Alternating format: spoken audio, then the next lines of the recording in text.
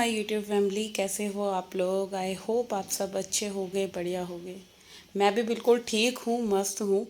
और जी सुबह सुबह का टाइम है, 8:30 बज रहे हैं। आज का वीडियो है और रोज़ाना की तरह वही अपना रूटीन फॉलो करना, रोज़ाना अपने घर को साफ़ सफाई करना, रोज़ की नई जर्नी की शुरुआत नए कामों से।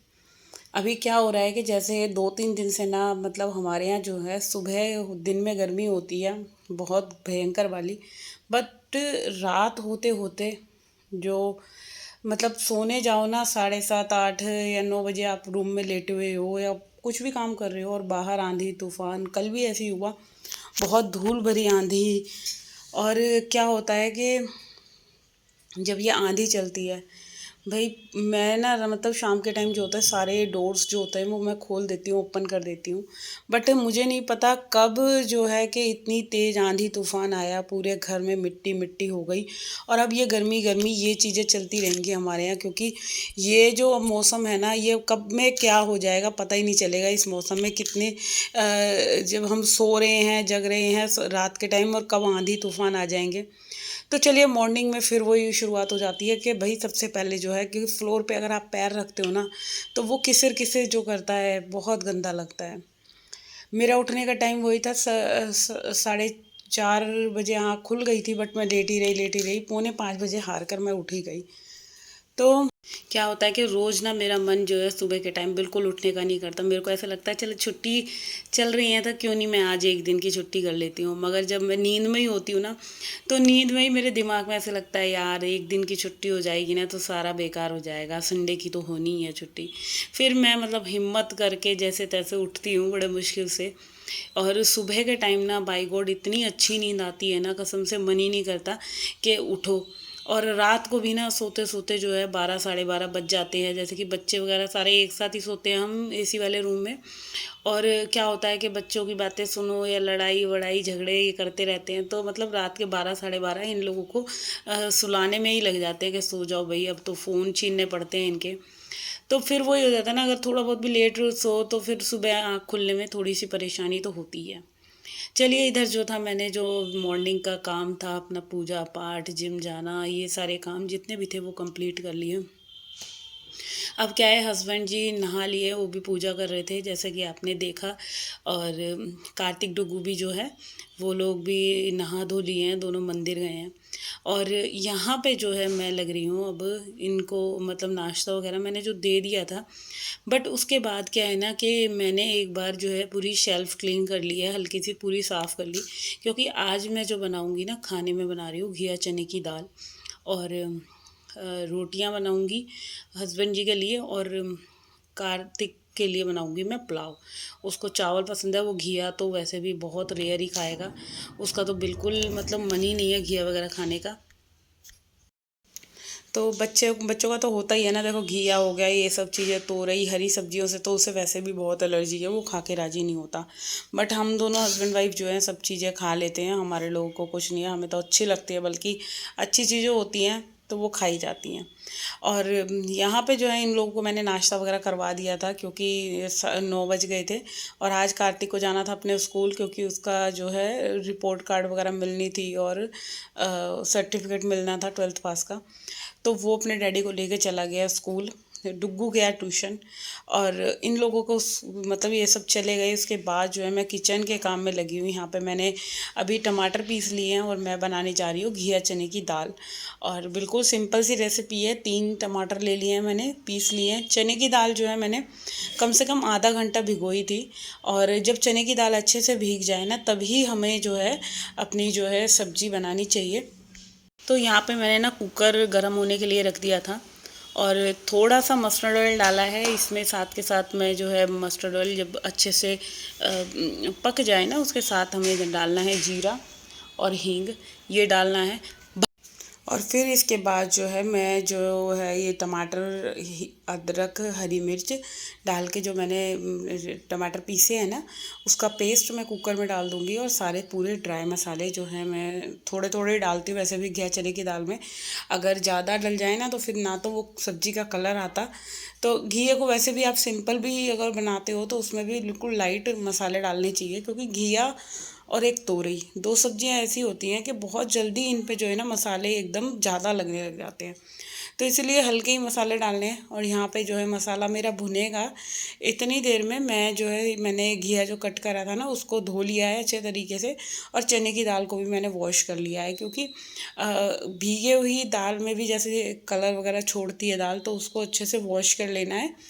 तो दोनों चीज़ें मैंने वॉश कर ली हैं और मसाला भुन चुका है। साथ के साथ अब मैं जो है सब्जी में मसाले में जो है घिया और चने की दाल डाल दूँगी, और इसमें पानी ज़्यादा नहीं डालना है, सिर्फ पानी की पानी थोड़ा सा ही डालना, आधा गिलास ही के करीब पानी डालना है, जितना कि ये हम जो होती है ना सब्ज़ी ये गाढ़ी गाढ़ी बनती है, पतली नहीं बनानी, बिल्कुल लटपटी सी सब्ज़ी बनानी है। और इसमें फिर नमक ऐड कर दूँगी। और ये देखिए मैंने इतनी जल्दी से डाला कि मेरे ही हाथ से जो है दाल जो है फैल गई, बट चलो मैंने इसके अंदर डाल दी। और अब अच्छे से चला लेना है इसको।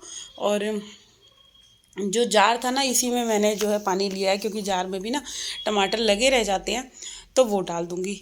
चलिए यहाँ पे जो है मेरी घिया चने की दाल जो है बनके रेडी हो जाएगी इतनी देर में। अब मैं करूँगी किचन की क्लीनिंग, जो कि सुबह के टाइम आपको पता है कि रसोई साफ़ करने में कितना टाइम लगता है भाई। मेरे को तो आधे घंटे से ज़्यादा ही लगता है, पौना घंटा लेके चलो। और ये बर्तन हो रहे हैं, तो सबसे पहले मांजूंगी इन बर्तनों को फटाफट फटाफट।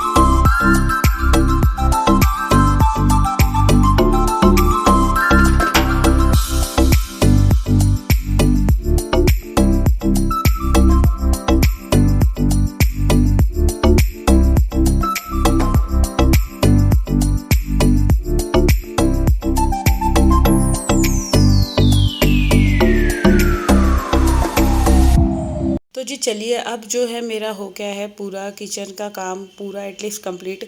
अभी मेरे को चावल बनाने हैं, उसके लिए मैंने ना प्याज वगैरह सारी चीज़ें कट करके रख दी हैं, क्योंकि प्याज व्याज काटने में टमाटर वगैरह काटने में टाइम लगता है ना। अच्छा इधर कटिंग करके रख दी है सारी चीज़ों की, कटिंग चॉपिंग वगैरह जो भी था सब कुछ कर दिया है। बट आज जो है ना मेरे को एक चीज़ करनी है, वो है मेरे किचन का एक कैबिनेट जो सबसे ज़्यादा मैसी होता है, ये देख सकते हो आप लोग। अब इसके अंदर क्या है ना, सारे हमारे खाने पीने के जितने भी सामान होते हैं, नमकीन हो गई, बिस्किट हो गए, रस फैन वगैरह, वैसे तो मैं डिब्बों में कंटेनर में करके रखती हूँ। बट बच्चों की आदत क्या है कि वो उनकी आदत इसी वाली ड्रॉर के अंदर है, कि मतलब जो सामान बचता है वो चाय में पीते हैं, इसके अंदर डाल देते हैं। और ये मैंने शायद अपने घर गई थी ना, मैंने तब क्लीन करी थी। और आज हफ्ते से तो ऊपर हो ही गया खैर मेरे को अपने घर से आए हुए, और बहुत ज़्यादा गंदी हो रही थी। तो मैंने सोचा क्यों ना सबसे पहले मैं जो होता है ये वाली कैबिनेट क्लीन करती हूँ। इसके अंदर अच्छा एक चीज़ का और होता है, आप जब भी कभी ऐसे वाली क्लीनिंग करते हो ना, आप कोई भी अपने घर की एक एक कैबिनेट भी लेते हो और आप क्लीन करते हो, तो भाई एक चीज़ का फ़ायदा ये है, आपको सामान का पता चलता रहता है कि इसके अंदर क्या सामान पड़ा है, कौन सा एक्स्ट्रा है कौन सा नहीं। तो दो दो ना बूंदी के पैकेट रखे हुए थे, और वो भी खुले हुए, मतलब यूज़ करे हुए, थोड़े थोड़े बचे हुए। और होता ही ऐसे है घरों में कि हम सामान तो ले आते हैं और सामान बच जाता है, आधे आधे पैकेटों में थोड़ा बहुत बच गया, चलो भाई रख दिया। और ये चीज़ें क्या होती हैं, हम स्टोर करते रहते हैं। अगर हम ऐसे क्लीनिंग ना करें ना, तो कभी भी हमें जो हमारे इकट्ठे सामान जो हम ले आते हैं और जो किचन में रखे रहते हैं उनका पता ही नहीं चलता। तो इस वाली क्लीनिंग से ना, जब भी हर 10-15 दिन में जब भी आपको टाइम मिले, आप अपने घर की कोई सी भी कैबिनेट जो भी आपको दिख रहा है ज़्यादा गंदी है या जिसमें ज़्यादा सामान स्टोर करके रख रखा है ना, तो वो हमको बीच बीच में देखते रहने पड़ना है ना। तो यहाँ पे जो है मैंने अब जो इसकी क्लीनिंग करी, इसमें बहुत सारा सामान मैं भूल जाती हूँ जैसे लाती हूँ। तो अब सफाई होती है ना, तो फिर वो पता भी चलता रहता है कि क्या क्या चीज़ें रखी हुई हैं और क्या क्या चीज़ें नहीं हैं हमारे पास।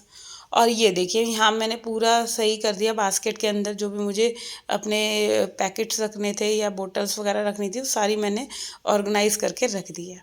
और अब ये अच्छा भी लग रहा है, सामान का भी मेरे को पता चल गया कि मैंने इसके अंदर क्या क्या सामान रखा था, कितना कितना था। मेरी ग्रीन टी के पाउचेस जो थे वो कई जगह फैले हुए थे, उनको उठाकर मैंने एक जगह रख दिया है, जो कि अब मेरे को जब भी मैं अपने लिए बनाऊंगी तो मैं उसी जगह से निकालूंगी। तो चलिए इधर जो है ये मेरी कैबिनेट क्लीन हो गई है। अब जो है मैं फटाफट से पूरा किचन जो है पूरा साफ़ कर देती हूँ। सबसे पहले तो जो बर्तन साफ़ करे थे ना, इनको लगाऊंगी, क्योंकि बर्तन फैले हुए किचन में सबसे बुरे लगते हैं। तो ये बर्तन लगाने के बाद जो है अब ये सारी कैबिनेट्स, जो बाहर की कैबिनेट्स हैं, इनको क्लीन करने का जो एक मैं मौका होता है ना, वो कभी नहीं छोड़ती। मेरे को बहुत गंदी लगती है, और रात तो वैसे भी इतनी धूल मिट्टी आई है ना कि सारी चीज़ों को मेरे को अच्छे से क्लीन करना पड़ेगा। और ये डोर जो है ना, ये भी बहुत ज़्यादा गंदी हो जाती है। और यहाँ देखिए, यहाँ पे जो ग्रीन टी के पाउचेज़ हैं वो गिर गए नीचे, तो इनको उठा के अभी रखूँगी फिर दोबारा से, क्योंकि मैंने 2-3 ना निकाल के साइड में रख ली थी कि मैंने कहा 1-2 दिन में ये